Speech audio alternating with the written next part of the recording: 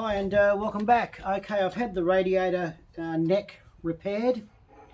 Jared had a lot of trouble getting it in there to get the right amount of heat without doing any damage. I think there's a lot of dissimilar metals on here. Those Ford enthusiasts that know all about these cars will let me know if I've made an error here, but I believe this part of it's tin or something like that, a material, and this part here is copper, and then you've got brass going into that as well. So there's a lot of work that he had to do to get that to fit in there. Now bear in mind that these are just a new neck that's been sold into a put into a radiator, and sort of like reverse engineering, if you will, because during the process of building these things they probably would have welded it from the other side, whereas Jared had to do it from this side. So we've got it in there, doing the flood test, no pressure test, but doing the flood test. It leaked a little bit just on the front here. He repaired that and then had to do it again. There's a small leak inside here which we just can't get out. So I'm going to use the old trusty JB weld, and I've cleaned all this section off and I'm going to run it all completely around that. According to the experts, this stuff is as good as anything. It's as good as welding anyway, so that's part of the process that I'll be doing for that. A few other parts have arrived. This is the pipe that was on coming to the underside of the radiator from the engine outlet. And you can actually see the bend of that, and I may have mentioned there was a lot of stress on the two rubbers that went. One rubber went onto the radiator, the other went into the engine. It looked like they were just really stressed out of shape, but to give you an indication, there's the actual new part. You can actually see the difference in that, so it's quite a lot. So the good thing about this one is it's got the little drain in it. And I have also purchased a genuine looking drain plug. So that's for draining water out of the radiator, rather than take hoses off and everything. So happy with that. I've got some new hoses as well. And I also bought, I may have mentioned that I've also bought some new clips that hold springs and bolts, castellated nuts and mounting pads for the radiator when it sits onto the actual part of the main frame of the front axle. So I'm assuming that's all part of the axle, I guess. So I just want to give another shout out to Schneider's. You know, these parts are superbly packed. And I think the turnaround time for my delivery from America to Australia was only 6 days. It's incredible. I've worked out the postage cost with them. It's a hell of a lot better than the money that I was paying initially. Also too, I've got the genuine radiator hose clamps like they used to use when the cars were first built, rather than just use something from a hardware store or whatever, you know, for the sake of maybe $20, I think it was, US, maybe less. It's going to look the part. So I've got a bit to do on this engine. I'm going to let this dry tonight, and then I'll put the JB weld on it tomorrow.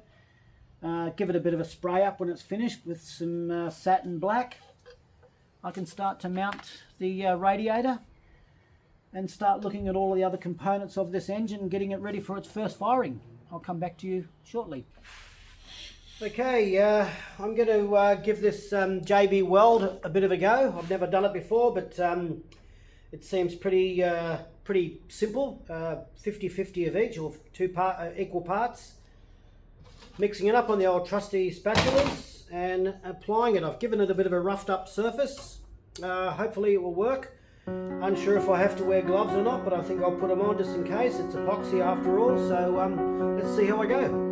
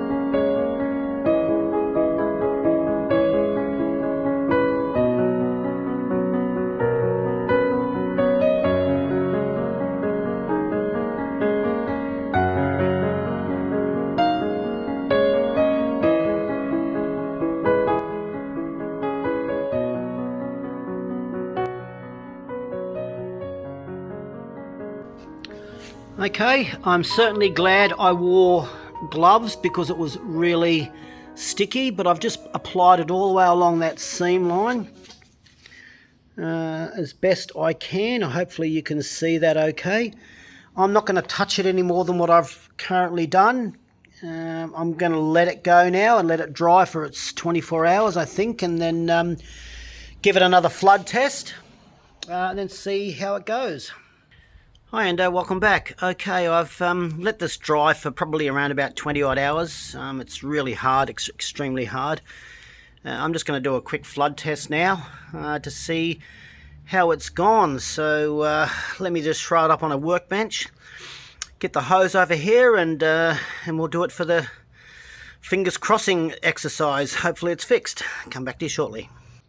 Okay, I've just decided to bring the radiator inside onto the workbench. It's just a little bit, it's too bright outside. The sun's going in and out of cloud, or going past clouds, and it's sort of going dark and light. It's probably going to happen in here as well. That said, okay, so here's the repaired area along here. If it does leak when I do the water test now, two things are going to happen. I'm going to have to go back to the drawing board and then reseal along this edge here, I think, because I've only done that side first. And the second thing that's going to happen, I'm going to look like an absolute idiot. So anyway, let me get the water in here now. I'll just tighten that off. So I'm only going to just do a flood test. That should be enough to see if it's going to hold. And then we'll worry about whether it holds under pressure when the engine's working. So let me get the water in here now and we'll give this a go.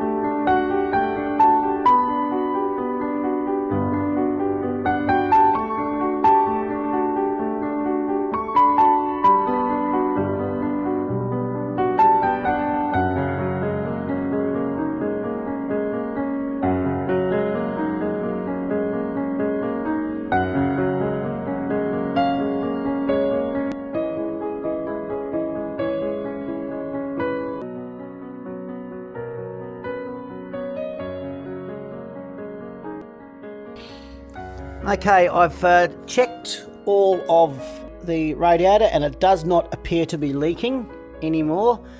Now the water that's dripping out of that, I can see that it's definitely coming from around the top of the neck. So whether I need to file the neck a little bit smoother, or this is not seating properly, I don't want to. I've turned that as tight as I can, the radiator cap. This is not the cap that's going to go on there. I've got the proper what do they call it, a quail's head that goes on there. This is just a temporary cap that I bought. I believe it's exactly the same as what goes on the fuel cap, so I've got a new one for the fuel cap if I need to use it, but I'm going to call that good. So if I just sort of do that, there's nothing else dripping anywhere. So I'm going to call that good and drain the water out, let it dry. Give this a little bit of a touch up and it can start to go back on the car. Come back to you shortly. Okay, I've just come out here and had a little bit of a look at the radiator cap, and I think I've worked out why it was leaking. Can you see the score marks just on there? That tells me that it's hitting that overflow, which tells me that this cap is not screwing down tight enough on the new neck, hence not sealing against the cork. So I reckon if I trim a little bit off that, try it again, flood test it, I reckon that's the resolution for the leak. So I'm going to call it good. I'll move on to the next project.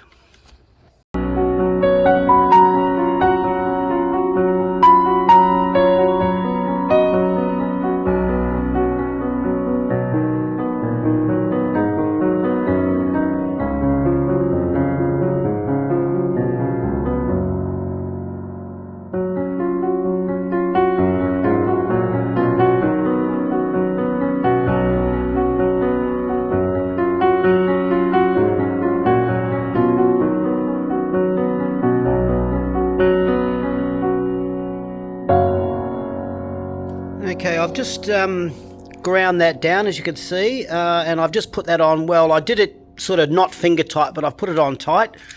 So if it leaks this time, I don't have an answer. But I'm going to keep my fingers crossed. We'll give it another little bit of a flood test and see if my theory is correct. Come back to you shortly. Okay, I've had the radiator now filled and soaking for a good hour. That's just residue water that's left there from when I overspilt it. So it's not leaking. I'm suggesting that it is repaired. So my fix was good. So I'm going to call that completed. I'll come back to you shortly. Just prior to putting this radiator on, I've just cleaned up this cross member here. I'm going to call it an axle, but it's probably got other names. But anyway, you know what I'm talking about because I'm pointing at it. Just given a bit of etching primer, cleaned it off, with some white spirits or a methylated spirit, if you will. Just give it a bit of an etching primer just to tidy it up. It's not, it's not a finished paint job. It's something that just looks a lot better than what it was. So that's done. I've also taken off the two little cross members that tie the radiator top back. One is already painted. I'll just take you over to that now. Okay, there's that there. It's just a little bit of a touch-up on it. Just some white spirits and a etching primer. It's not the finished product, but it looks a lot better. It's just like washing a car, I guess. It's still dirty underneath, but it looks a lot better before I washed it. So there you go. I'll do that. Or do the other one, sorry. I'm going to spray all this now, and then I can do the other one of these. Wait for the paint to dry, then throw this radiator back in. Okay, I've put that radiator in. I didn't film it because it was underneath. I was underneath the car, and you can't really sort of see much anyway. So I put it in initially with the new bolts and castellated nut and spring, a little high tensile steel. I'm guessing it is spring. But I ended up using the existing ones because these, if you can see that, were a little bit larger. When I say a little bit larger, they were probably around about, I'm going to use the old 1/4 of an inch, or probably around about 6 or so millimeters, which didn't allow me to get the castellated nut on properly. So I've used the old ones. Now I do note, and anyone can correct me if I'm wrong, but there's a small lip on the inside of this, and I'm still going to call that part of the axle. There's a small lip on the inside of that which is actually higher than what for the 1928 through to 30, I think it is, and then from the 30 onwards it was lower. So therefore one would assume that the nuts they've supplied me, the bolts and the springs, were probably for a later model, which means it allowed for a lot more spring distance. So it's not going to be a drama. I've just put the old ones on. They're still good nick. So I've just temporarily put it on at the moment, and I've tied these back on. The sun's really bright out here, so I apologise for that. So let me just get on to tightening everything up, and then we'll get on to the next part of the radiator, which is putting the hoses on. Come back to you shortly. Okay, I just started tightening this up with that smaller spring on it, and I've actually run out of hole to put the split pin through. So it tells me that the springs that they supplied for these nuts, bolts, and the nuts and the bolt and the castellated nuts were the correct length. So I mucked around with it, and I managed to get the new ones on. It was just enough. I pushed up from underneath as hard as I could, pushed the spring down with my left hand from the top, and just got enough of the thread on to come up to the top here, and then quietly nip it up with the 9/16 spanner. So I've got one side on, so in theory the other side will work. So I'll get on to changing that spring over now, and it should be good. Okay, that right hand side is now on. It went on about 10 times easier than the left side. Perhaps I should have started from this side first and saved putting those smaller springs on. I Hi and welcome back. Okay, I'm going to start installing the hoses onto the radiator. So I've got 3 hoses to put on, one from the top of the radiator back to the engine block, and 2 hoses, one that'll fit onto the bottom of the radiator onto the new solid piece of hose, and one coming from the engine block out for its reticulated water to go around the radiator that way. So this is the one with the new hose drain, or water drain if you will. That's a replication or a replica of the original, I believe. So that was bought through Schneider's. You could get one a similar cost, but it looks sort of non-period. I just think that goes that extra mile. I'm going to throw that on with a bit of thread lock, engineering adhesive from a Loctite. This is for high pressure, gas mains and the like and that sort of stuff. So hopefully that works. If it doesn't, I'll take it off and put a bit of blue Loctite or a little bit of red Loctite. Just to quickly go over, you can actually see the difference in bend of these 2 pipes. This is a replica of the original pipes that I got through Schneider's. That's one that's probably been made up maybe 30, 40, whatever years ago, and would explain why these hoses were so bent out of shape. These are the hoses that came off the radiator, and they are so brittle. That's just breaks in my hands. It just cracks in my hands. But have the new hoses, so I'm going to go ahead and put this on now and throw it onto the radiator. Come back to you shortly.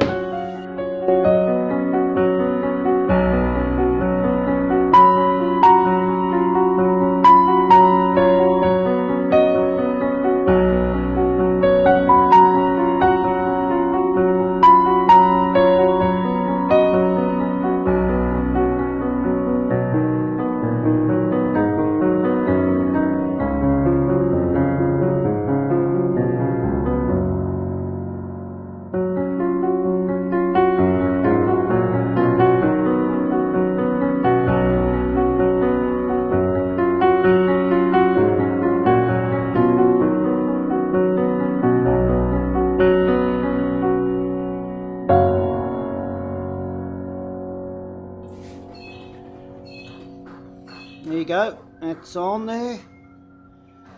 It's a little bit out of twist. I don't want to go that much further with it just in case I break something, but I don't really suppose that's going to matter, so let's go and throw that onto the engine. Okay, I've got that bottom hose metal piece with the 2 joiners in spot, and I tell you what, it was a task and a half. I was lying up in and around this area, and very difficult to film, so I just put it in. But let me just sort of say, I've also had a lot of difficulty with these nuts at the back of the bolt locking against the little tab that's on the back of that. Would I buy those again? Probably not. Probably why the design changed over the years to the current hose clamps we've got today. They look the part, yes, but that nut does not hold on too well on the back of that. I had to put my finger behind there to hold it in against the little locking bit, but anyway, I probably would not buy them again. So respectfully to Schneider's, maybe get a better quality one or something along those lines, because they're not that good. So it's in spots, so what I'm going to do now is I'm going to bring the hose over and fill into here. I'm going to do a little bit of a drain at the bottom with my newly fitted drain plug, and hopefully the air gets out of it enough, and probably just leave no, I won't leave that top off. I'll put that hose on as well. I'll just fill it up and see how I go with it. Anyway, come back to you shortly. Okay, I've flooded the engine block with water, but underneath here you can see all this water. It was absolutely teeming out from what looked like under the radiator. It felt like it was coming out from here, and I almost sort of thought, well, you know what, I've got to pull this radiator out and start again. But I had another little bit of a go at tightening up these hose clamps, the ones that I now freely admit I do not like. I've tightened that up completely to the end of it. These ones aren't, but this one isn't either. But this one here does not like that area. I think it's got a very, very, very slow leak under there. You can actually just see that dripping now.